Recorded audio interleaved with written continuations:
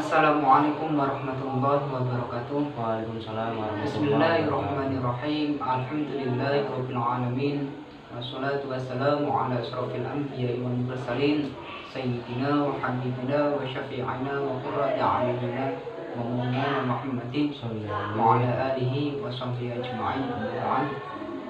Kawan-kawan yang dirahmati Allah Subhanahu wa taala, di dalam masa pandemi ini semoga kita selalu dalam lindungan Allah Subhanahu wa taala. Dalam kesempatan hari ini saya mendatangkan narasumber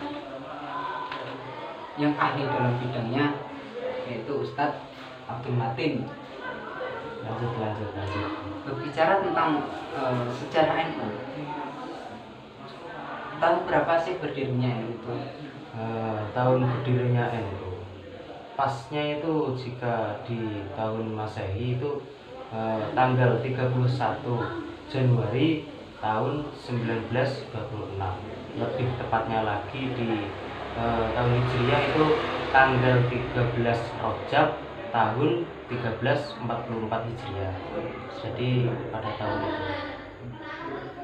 Kemudian pendirinya kalau berdirinya NU itu tidak lain tidak bukan adalah Habib Syekh Kiai Haji Hasyim Asy'ari.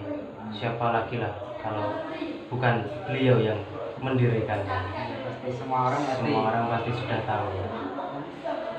Kemudian Kiai Haji Hasyim Asy'ari pasti tidak dapatlah mendirikan sebuah organisasi yang besar, mendirikannya sendiri. Pasti ada kawan-kawan yang membantu. Siapa saja tokoh-tokoh yang mencolok dalam hal ini, dalam pendiri NU? Kalau tokoh-tokoh itu, yang pertama pastinya itu juga ada Kiai Haji Hasyim Asy'ari yang pertama, kemudian yang lainnya banyak sebenarnya banyak. Yang paling terlihat itu tokoh-tokoh pendirinya NU itu ada Kiai Haji Bisri Syamsuri, ada juga Kiai Haji Abdullah Wahab Nasrullah, ada juga Kiai Kiai Hamid Fakih, ada juga Kiai Haji Raden As'ad Syamsul Arifin, dan masih banyak lagi yang tidak bisa saya sampaikan satu persatu. Seperti itu. Terima kasih Ustaz atas ini. Sama-sama. Dan di sini kurang lengkap juga kalau hanya saya yang ditanyai. Lebih lengkap lagi apabila saya juga menanyai Anda. Ya. Jadi ada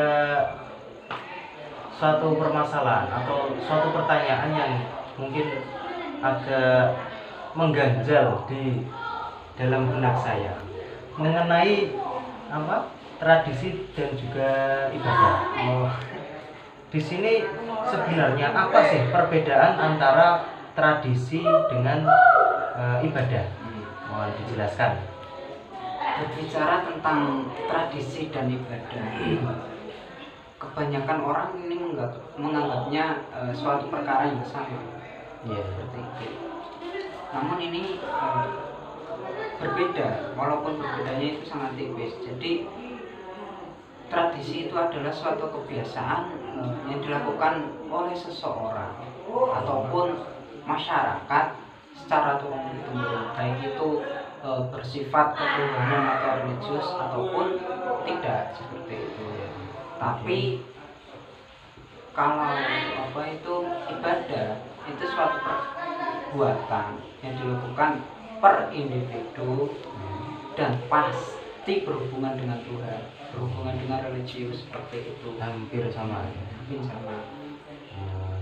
Kemudian saya ada pertanyaan lagi, masih mengenai ibadah. Jadi di sini tentang hukumnya. Hukum asal ibadah itu apa ya? Coba dijelaskan. Bicara tentang hukum asal ibadah, di dalam kitab Qawaidul Fiqhiyah, di dalamnya terdapat suatu kaidah hukum.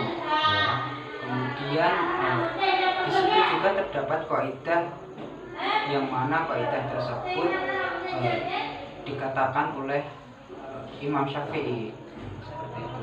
Al aslu fil ibadati tawaqqufi, yang artinya asal dari hukum ibadah itu adalah tawakuf. Nah, sekarang tawakuf itu sendiri apa? Tawakuf itu adalah diam sampai adanya hukum. Jadi hukum asal ibadah diam sampai adanya hukum, seperti itu.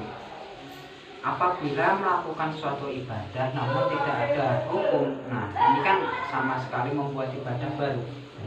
Seperti itu. Jadi dapat dikatakan sebagai bid'ah. Jadi seperti itu ya, bisa dimengerti. Kemudian yang terakhir, apa sih ya pengertian dari ibadah mahdhah dan juga ghairu mahdhah? Pengertiannya itu apa? Jadi ibadah itu ada dua, mahdhah dan ibadah ghairu mahdhah. Apa itu pengertiannya? Ibadah mahdhah adalah suatu ibadah yang dikerjakan sesuai syariat, rukun-rukun Islam. Contoh sholat, zakat, kemudian haji. Nah ini semua perkara ini berhubungan dengan Allah Subhanahu Wa Taala. Kemudian adapun ibadah ghairu mahdhah itu adalah suatu ibadah yang dilakukan dengan manusia lain. Jadi seperti hubungan manusia dengan manusia, seperti contoh rukun dengan tetangga, seperti itu.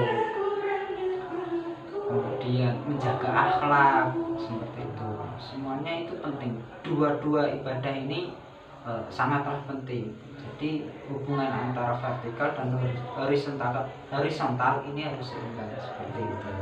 Jadi ini ada perbedaan sedikit ya tentang ghairu mahdhah dan juga ibadah mahdhah. Mungkin sudah bisa kita terima manfaatnya, materi tanya jawab kita. Mungkin cukup sekian dari kami. Wassalamualaikum warahmatullahi wabarakatuh.